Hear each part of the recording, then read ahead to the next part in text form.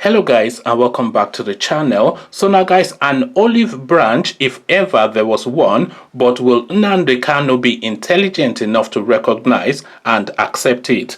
Guys, I bring you this: Ohanaeze, IPOB fighting the same cause, different approaches. So it is Nwodo saying this, of course, Nwodo being the lead person of the Ohanaeze Ndigbo, and he is now saying to Nnamdi Kanu and his band of merry men that, look, we're all on the same side, although we have different approaches. But as I said, would Nnamdi Kanu be intelligent enough to understand the way Chief Nwodo is reaching out to him? Again, the headline: Ohanaeze, IPOB fighting same cause, different approaches.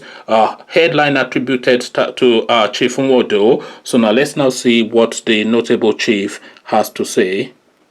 The President General of Igbo Apex Socio-Cultural Organization, Ohanaeze Ndigbo, Chief Nnia Nwodo, has called on the leader of indigenous people of Biafra, Nnamdi Kanu, to change his unfriendly attitude and instead build bridges for the Ndigbo in the country. Nwodo, in a statement on Wednesday by his special advisor on media and publicity, Chief Emeka Atama, said this when the leadership of IPOB visited the National Executive Committee of Ohanaeze at its monthly meeting on Tuesday. Nwodo was quoted as saying IPOB and Ohanaeze Ndigbo shared the same cause of fighting to emancipate Ndigbo, but added that Ohanaeze Ndigbo still believed in dialogue and the restructuring of the country. The Ohanaeze boss stressed that the group had no quarrel with Nnamdi Kanu, saying this latest development should be the opening of the door for mutual cooperation between IPOB and Ohanaeze Ndigbo. Earlier, IPOB team, led by one of its principal officers, Benjamin Madubugu, told the Ohanaeze Ndigbo leadership that the team came in continuation of the rapport reached with Ohanaeze at the Anambra reconciliation meeting. It called on Ohanaeze to assist in working towards the proscribing of IPOB. Madubugu said IPOB is not a terrorist organization. It was given a bad name in order to hang it. So it looks as though now there's a conversation now going on between Ohanaeze Ndigbo and the IPOB movement. So of course you really want the Igbo speaking with a united voice, and all that Nzobu chanting. Yes, it has served a purpose, because of course it has brought sharp focus to what Nnamdi Kanu is saying, and of course it has now gathered a lot of people behind him as well. So he's now a potent force that cannot be ignored.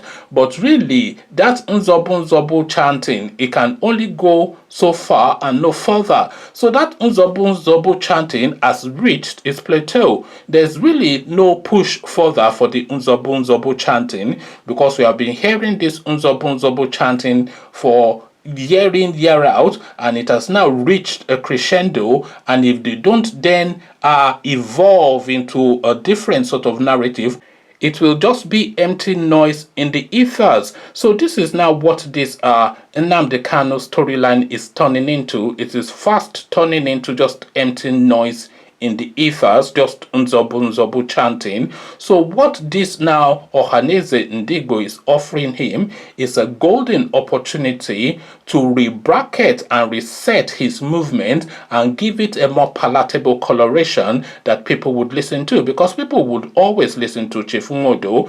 People might not always agree with Chief Nwodo, but I will listen to Chief Nwodo. I might not agree with Chief Nwodo, but I will listen to him.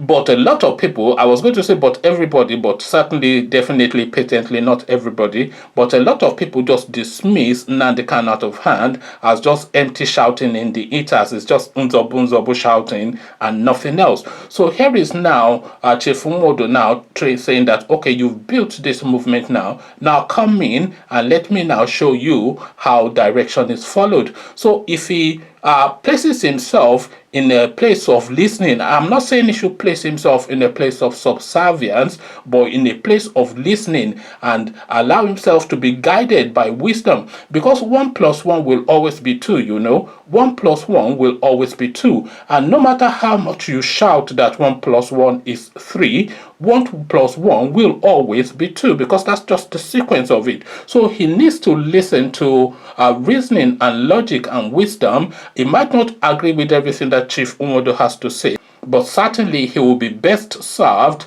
listening to a voice, especially like Chief Nwodo and Senator Abaribe as well. There's another voice he should be listening to. But if he wants to go on with just this shouting all the time, if he wants to go on with the Enyimba shouting, that's just entertaining. It's good fun. We all enjoy efulefu. It has comic value, but it does not have value beyond being comical to a lot of people, that is. And this is how a lot of people see it, by the way. All this Nnamdi Kanu stuff. A lot of you will disagree. A lot of you might find it a bit offensive that I'm saying that, but that is the actual factual truth. Outside of his core following, there's no real person that is having any thoughts really of anything that Nnamdi Kanu has to say. The Yorubas just largely dismiss it as empty noise. The Northerners are watching him with a keen eye, so it doesn't cause them any trouble. But outside of that, they just dismiss it as empty noise.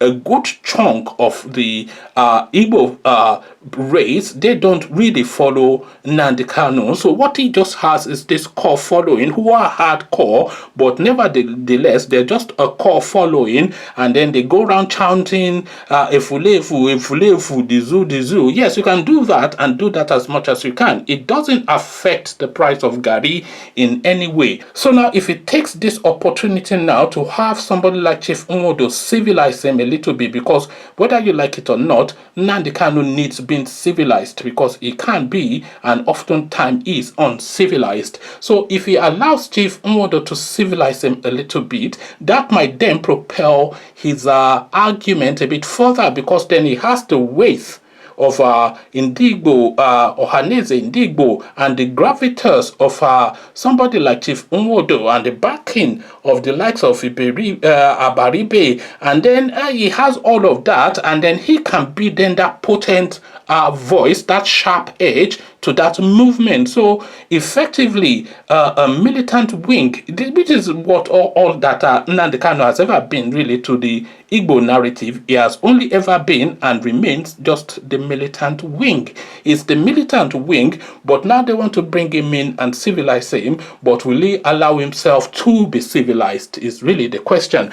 Conversations in the comment section, and please, no unzobu chanting in the comment section. I already get it that you think I'm an idiot, all this kind of the usual. Leave the usual unzobu chanting and let's have an intelligent conversation about this going on with Nnamdi Kanu, because he has plateaued as far as I am concerned. He has reached the peak of all that is chanting can if he doesn't then take this golden leaf that is being offered him by Chief Nwodo, then that will be a foolish move on his part. Conversations in the comment section. Come share thoughts. But before you come join me in the comment section, click on the red subscribe button so it turns gray. Click on the bell button as well. That notifies you every time I drop a new video. Click on like as well, because that helps with the YouTube algorithm. Then come join me in the comment section. Come tell me what you are making of this offer now that is being made to Nnamdi Kanu by Chief Nwodo. So I leave you here. Carry this conversation on with you in the comment section. But here I say peace.